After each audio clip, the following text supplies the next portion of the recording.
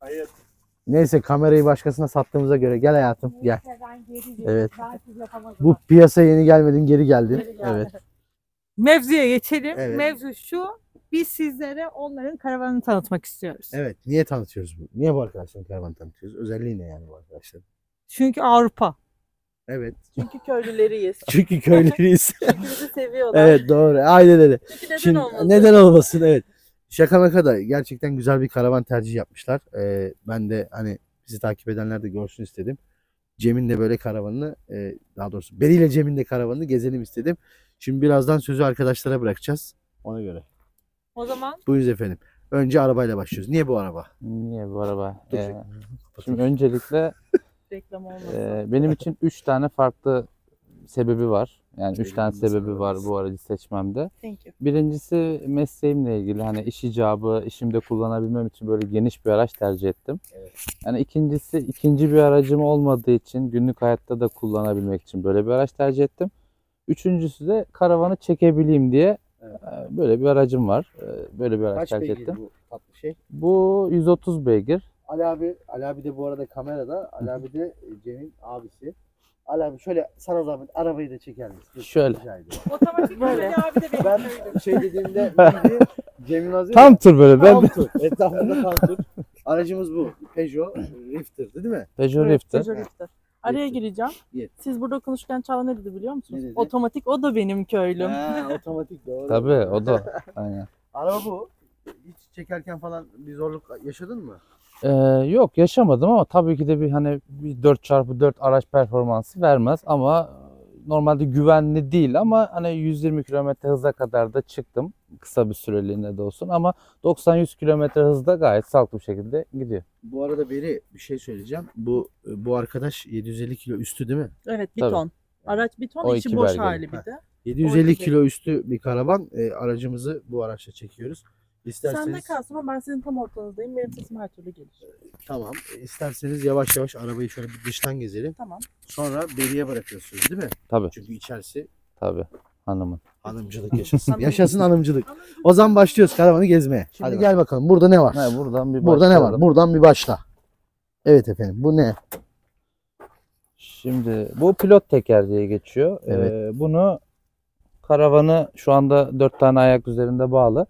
Ama 4 tane ayak üzerinden indirdiğimiz zaman bunu indirip sağa sola Evet. çekmek için işte mover'lan hareket edebilmek için kullanılan bir tekerlek. El freni zaten standart hani araçlardan ne işe yaradığını Her biliyorsunuz. çekme karavanda var mı Cem bu? Valla var diye biliyorum. Ben diyorum ki sana çoğunda yok. Gerçekten Aynen. mi? Nasıl duruyor? Yok.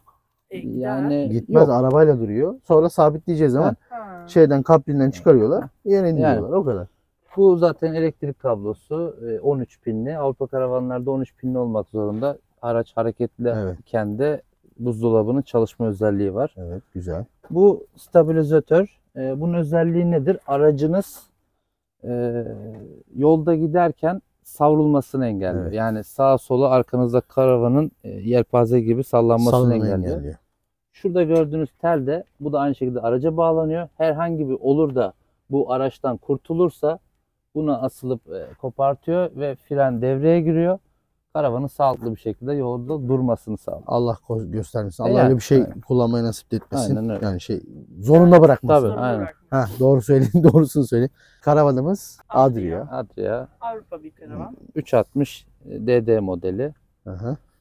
Şöyle bagaj Burada ne var kısmına abi? Bir bakalım. Burada ne var? Şu siyah bölmenin içerisinde tüpü var. Hı hı. Tüpün içeride ne işe yaradığını sonra zaten anlatırız. Bir tane daha yedek tüp koymak için yeri var. O Burası yüzden büyük açılıyor bir herhalde, alan. değil mi Tabii böyle? o çıkıyor. Aha. Onun dışında sağda ve solda bir saklama alanları var. İşte ben mangalımı, kömürümü koyuyorum. Mesela o beyazları oraya takılabiliyor. Ama ben Hı hı. daha alan büyük olsun diye bu şekilde kullanıyorum. Bunları buraya takıyorsun. Tabii yani. takılabiliyor. Daha Tek güzel. tek. Organizer gibi Tabii yap. organizer gibi. Ama bir Zaten şey söyleyeyim, Ikea'nın buraya- ürünleri bunlar. Buraya böyle alet edevatla sokabilirsin ha. Yani tabii. bak şuradakinden buraya böyle ne bileyim tornavidandır tabii. bilmem nedir sokulur yani. Zaten bu ürünler Ikea'nın ürünleri. Evet. Herhalde Adria Ikea'yla çalışıyor işbirlik halinde. Bu arada arkadaşlar bu video ile ilgili herhangi bir reklam, sponsorluk hiçbir şey yok. Bu tamamen bizim video içeriğimizle ilgili arkadaşımızın karavanı tecrübelerini paylaşıyor. Herhangi bir işbirliği vesaire yok. Burada bir çamaşır askılığı var. Evet, Bu çok garip güzel bir detay. şekilde hayat kurtarıyor. Çünkü yağmuru önlüyor ve bir şey asmak istediğimiz zaman yani elimizde bile yıkasak oraya tık diye Evet. asılabiliyor. O çok iyi. Bu her Gerçekten kademede küçük duruyor ama mu? Yok Böyle. bu tek böyle Tek açıyorsun yukarıdan. Ha, evet, çok iyiymiş. O zaman şöyle yan tarafa doğru Tabii. geçelim. Evet, sendeyiz. Şöyle. Şimdi bu Steve Water deniyor. Karavanı Şebeke suyu. yani. şebeke suyunu Türk direkt dilinde. bağlayabiliyoruz. Aynen Evet. Türk dilinde. Şöyle bir sistem de burada hazır. Bakın buradan şebeke suyu geliyor. Buradan elektrik. Bu benim elektrik. Bu Cem'in, böyle zınk diye gidiyor. Devamlı karavanınızda su olmuş oluyor. Yani depoda su bitme gibi bir durumu yok. Çeşmeyi açtığınız zaman standart olarak su geliyor. Ekstra olarak da 40 litre bir su deposu var. Evet. Eğer ki şebeke suyuyla imkanınız yoksa ya da gittiğiniz kamp alanında şebeke suyu çekemiyorsanız 40 litrelik bir deponuz var. Dışarıdan elektrik almak isterseniz aynı şekilde buradan girişi var. Burada da kasetli tuvaletin boşaltma sistemi var. Kasetli sistem, yani herhangi bir buradan altta bir çekiyorsun. deposu yok. Evet, buradan çıkıyor. Şuradan gelen beyaz boru da gri su deposu. Yani işte banyodaki su ve mutfaktaki suyun gideri. Evet, bu arada şunu da göstereyim. Gri su, buradan da kasetli tuvaletinizi böyle buradan Tabii. açıp boşaltabiliyorsunuz. Siz bu anlamda iyi. Şimdi bir şey soracağım. Daha doğrusu bir şey söyleyeceğim, ekleyeceğim. Ben kendi karavanımda aslında şu sistemi uygulamadığıma pişmanım. Çok önceden yaptığımız için karavanı. Tabii içeriden. O zaman içeriden çıkarması zor oluyor ama dışarıdan zınk diye alıp götürmesi gayet güzel oluyor. Çekme karavanlarda da genelde bu şekilde. Moto karavanlarda da bence böyle olsa daha iyi olur diye düşünüyorum. Tabii. Camlar yine Avrupa. Aynen. 3 kademeli açılıyor. Zaten içeriden onu göstereceğiz. Karavan camı şeklinde. Cam şeyinde değil. Burada bir tane şeyimiz var. Büyük bir camımız var değil mi? Büyük. 4 tane cam olması lazım. Hepsi aynı şekilde çalışıyor. Yukarıya doğru 3 kademeli. Ondan sonra aşağı iniyor. şöyle yazın. Plakamız özel. Evet tabii. Birazcık ucundan Galatasaray'da. 750 kilo üzeri olduğu için plaka zorunluluğu, muayene zorunluluğu var. Bunu da eklemek Şurada lazım. dışarıyı anlatmışken hani şunu da buradan gösterelim. Mover'ımız burada. Gittiğimiz yerde hani elle itip çekemediğimiz zaman bunu Evet. kurup sağa sola kumandayla beraber hareket ettirebiliyoruz. Onun enerjisini de güneş panellerinden alıyor. Yani burada herhangi bir elektrik olmasa da mover'ı kullanabiliyorum. Bu da çok güzel bir özellik. Şimdi mover varken araba mesela diyelim buradan arabayla alamıyorsun. Böyle arabanın gireceği bir yer değil burası. Mover'la böyle bunu geri alıp sonra buradan böyle çıkarıp araba oradaysa oraya kadar getirebiliyorsun. Tabii. Güzel bir özellik. Bir de ön tarafa bakalım. Diğer tarafa dolaşalım abi. Geldik ön tarafa. Ya, daha doğrusu Sağ yan taraf, tarafa. Sağ tarafa. Aynen Geldik öyle. yan tarafa. Diğer Bu tarafa. tarafta da bize 2 tane pencere karşılıyor. Evet. Şurada bir elektrik çıkışı var. Hani istersek burada televizyon bağlayabilir. Televizyon çıkışı da var ama Telefonu şarja kullanma bilmem ne hepsi orada. evet kullanılabilir dışarıda elektrik ihtiyacını. Bunlar da buzdolabının havalandırmaları. İçerideki buzdolabının havalandırmaları. Onun dışında burada bir işte 12.7 bar diyor. Lastik basıncını söylüyor. Gittiğimiz yerde lastikçide şişireceğimiz zaman. Şöyle güzel bir şey yaşadık dün. Bir anda yağmur bastırdı. Daha önce de zaten ilk kullanımımız, karavandan kampa gitmedik. Hemen aniden mesela açıp, manuel olmasına rağmen hemen açıp bir şekilde kendimizi burada bir güvenceyi aldık. O arada Kemal abi düğmeye basıp bunu açana kadar. Düğmeye Ben bunu bastım, açıp açıldı. bunu buraya koyup bilmem ne yapana kadar adam Hani açtı yani. Biz böyle altındaydık. manuel olmasına rağmen gayet de Bence manuel güzel, daha hızlı kullanışlı. açılıyor. Evet. Yani memnunsun Tenten'den. Tentem'den memnunum. Ben kumaşına yani. falan da baktım. Bundan çok çok kaliteli olduğunu söyleyebilirim. Şöyle kapıyı göstereyim. Kapıda şöyle bir detay var hatta. Hani bu şekilde evcil hayvanlar olabilir ya da küçük çocuk hani dışarıya çıkmasın diye Çok güzel bir detay. yapılabilir diye böyle bir detayı var. Onun haricinde şurada bir çöp kutusu olarak da kullananlar var. Ayakkabılık da olarak Evet. hani bir saklama alanı. İstediğiniz Kapıda şık, güzel. Cemciğim şu arkadaki detayı da gösterir misin? Şurada şöyle bir detay var. Arka tarafında kapının karşısında ve duvarda ne işe yarıyor? Hani rüzgarlı havalarda Çat diye kapa vurmasın. çat diye kapanmasın. Şu anda mesela Bence güzel. zorlayarak hani açılıyor birazcık el gücüyle. Burada güzel bir sinekliğimiz var. Değil mi? Güzel bir sineklik. Şurada bir dış aydınlatmamız var. Arı giriyor. Hadi nerede? Arı vız vız vız. Şimdi işin en güzel yeri aslında hani dışarısında baktığın zaman sıkıcı Standart olabilir. şeyler, evet. Ama insanların ilgisini çeken içi. Hani Evet. içi nasıl? Orada da hanımıma bırakıyorum Evet. detayları. Yaşasın Ondan hanımcılık. beraber Yaşasın göreceğiz. hanımcılık. Hadi Hanımcılık bakalım. her zaman kazanır. Ben ayakkabımı Ayakkabılarımızı- çıkarıyorum. Buyurunuz O zaman miniklerimiz. gelelim mi? Tabii ama Hadi. ayakkabılar çıksın Tabii lütfen. ki, tabii ki. Alayım abi. Buradan sonrasını ben hallederim. Teşekkür ederim. Şöyle bir ışıkları yakayım ben. Şöyle bir her şey güzellikler meydana çıksın. Şöyle şu da. Heh, pardon. Bir de Evet. bu. Buyurunuz efendim, sizdeyiz. Heyecanlandım. Şimdi karavanın içindeki en büyük avantaj çok fazla dolap var. Biz çünkü çok fazla eşya aldık ve asla sığmayacak diye düşünüyorduk. Dolaplar neredeyse boş kaldı. Burası mutfak dolapları. İşte buraya tabaklarımız, bardaklarımız daha yeni olduğu için cam. Çağla abla şoka girdi. Her taraf böyle abidik gubidik süslü şeylerle dolu. İlk Evet. kampımıza verin. Ama olsun, çok güzel. Burada bir kahve köşesi yaptık küçük, minnacık. Evet. Buralar boş henüz çünkü çok şey. Şurada kilitli sistemleri var. Kolay kolay açılmıyor. Kendinden Evet. kilitli. Çekerek açılıyor. Burada üçü de boş. Şuraya da bir kitap köşesi yaptık küçük. Çok tatlı iş. Çok güzel bir tavan aydınlatması var burada. Burada çok güzel bir şey var. Şöyle.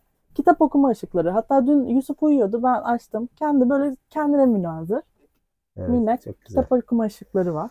Peki yatağın genişliği ile ilgili bir bilgin var mı? Ne kadar geniş? bir 120 yatak? santim Oo, yatak. Çok güzel. Güzel, çok rahat. Biz anlayamadık. Hatta gece uyandık.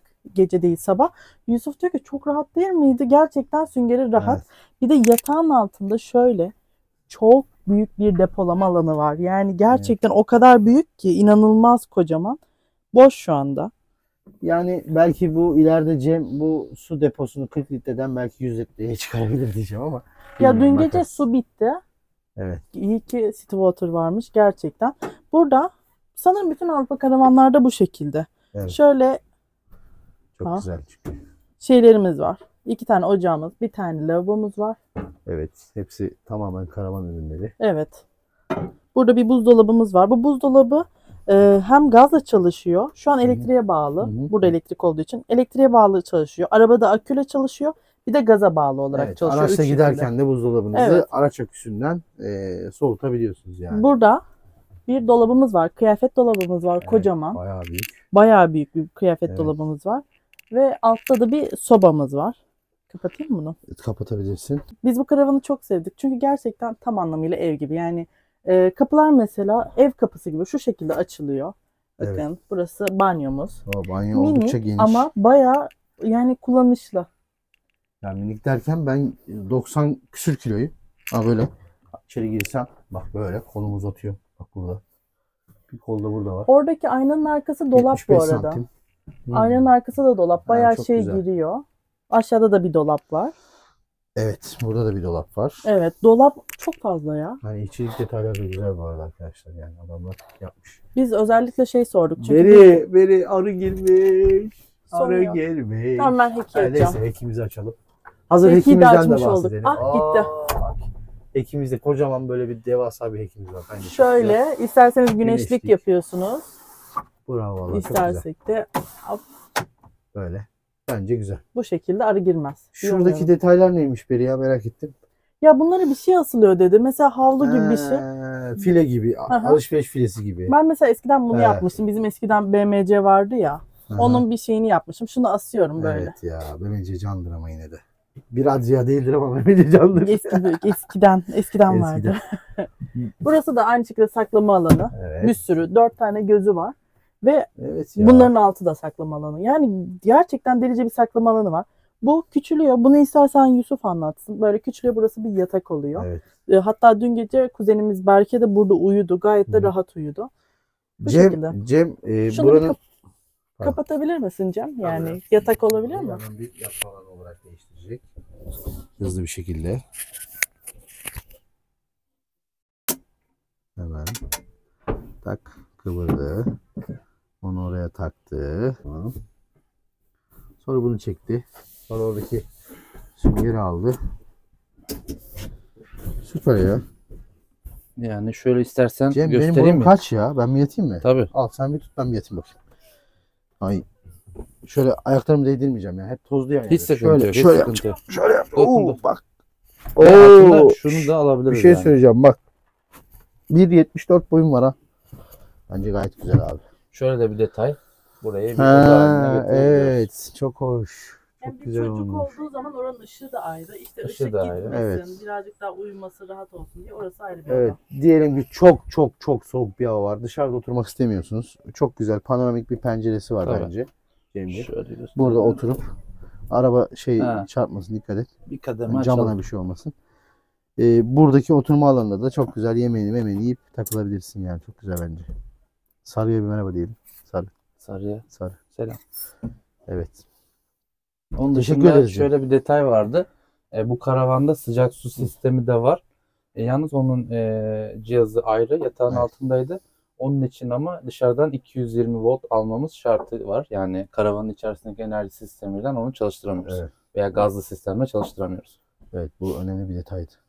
Cem'ciğim, teknik olarak eklemek istediğin bir şey var mı bizim, yani hani bu karavanla ilgili belki merak edenlerin soracağı bir soru ne olabilir? Var mı? Teknik olarak İstersen kamerayı ben bütün- alayım beri, seni yormayayım. bütün zaten camlarda sinekliğimiz var. Hani bilmiyorum Hı hı. bundan bahsettiniz mi ama aynı şekilde perde de var. Bütün camlarda bu standart. Hepsi yukarıya doğru açılabiliyor. İçerisinde full böyle ışığı kesip karanlık gibi yapıyor değil mi? Tabii yani biz hatta ilk kaldığımız akşam bütün perdeleri kapatmıştık. Sadece heki açıktı. Sabah uyandığımız zaman sanki tavandan hani lamba yanıyormuş gibi. Ha. Hani her taraf karanlık, yukarıdan lamba yanıyormuş Evet, hissiyatı Peki de vermişti. çok güzel şey yapmış. Ben içerisinin bu arada mobilya tonlarını falan, yani kendi şahsi görüşümü eklemek gerekirse, çok beğendim. Zaten karavan malzemesi kavak kontrol diye düşünüyorum. Şu mesela çok farklı bir yapı. Bunu plastik gibi bir malzeme değil mi Cem bu? Çok hafif, evet, çok güzel. Turumamız İşte şu var, komple perde. enerji sistemini aktif pasif hale getiriyor. Evet. Şurada hidroforumuzu aktif Hı hı, hale hı hı. getirebiliyoruz. Bu bahsettiğim gibi sıcak suyu devreye alıyor. Buna bastığımız zaman 20 dakika sonra sıcak suyumuz hazır. Evet. Çok güzel Lambalar, detay. 220 volt detayları. Tabii ki de 220 voltu dışarıdan elektrik alabilirsek Evet. kullanabiliyoruz. Onun dışında karavanımızda bir invertör mevcut değil. Vallahi arkadaşlar, güle güle kullanın. Gerçekten çok keyifli bir ürün çıkarmışlar ortaya. Sen buraları yakında böyle süslersin, böyle incik boncuk değil mi? Tabii ki. Şurayı süsledim ya, çok güzel oldu. Ya bence. şurada çok, bak şu çok önemli bir şey ha, bak. Şu aydınlatmanın yanında USB girişleri var. Dur yakınlaştırayım biraz. Bak, USB girişleri var. Herkes birbirinden bağımsız. Burada da var 2 telefonlarını tane. Şarja koyabilir. Burada da tabii enerji alanları var. Burada da bir tane güzel şey ya. var. 22 volt mu bu? Ne deniyor buna? Hangisi o? Bu Ha, bu normal. 220. 220. Ha, 220 priz de var aynı zamanda. Çok güzel ya. Dolaplar falan da böyle. Biraz açtım ama size sormadan. Sıkıntı yok. Böyle. Ben bu arada bunları söylerken burayı hemen normale döndüreceğim. Tabii. Yani bu kadar pratik. Evet. Teşekkür ediyoruz arkadaşlar. Teşekkür ederiz. Güle güle kullanın. Teşekkür Allah ederim. böyle bol rotalı, bol gezmeli, Bol gezmeli umarım. bol rotalı, bol kamplı günler diliyoruz. Biz bu arada çocuğu Çağla bıraktı, içeri Gerçekten mi? girdi. Muhtemelen uyutmaya girdi. Ha, güneş Evet. orada değil ama. Güneş orada değil. Öyle işte. O zaman bizi izlediğiniz için teşekkür ediyoruz, değil mi Teşekkür arkadaşlar? ederiz. Kendinize çok iyi bakın. Sonraki bölümlerde görüşürüz. Görüşürüz. Hoşça kalın. Hayatım, sen gelmeyecek misin? Herkese. Dur. Heh. Evet, gel. Evet. Belli bir kısmında vardım. Belli bir kısmında yoktu. Ama kapanışta olayım dedim. Kendinize iyi bakın. Hoşça kalın. Evet. Ana olmak bunu gerektirir. Ana olmak bunu Tamam. gerekli, analık online. O zaman hoşça kalın. Hoşça Görüşürüz. kal. Hoşça kalın. Ali abi.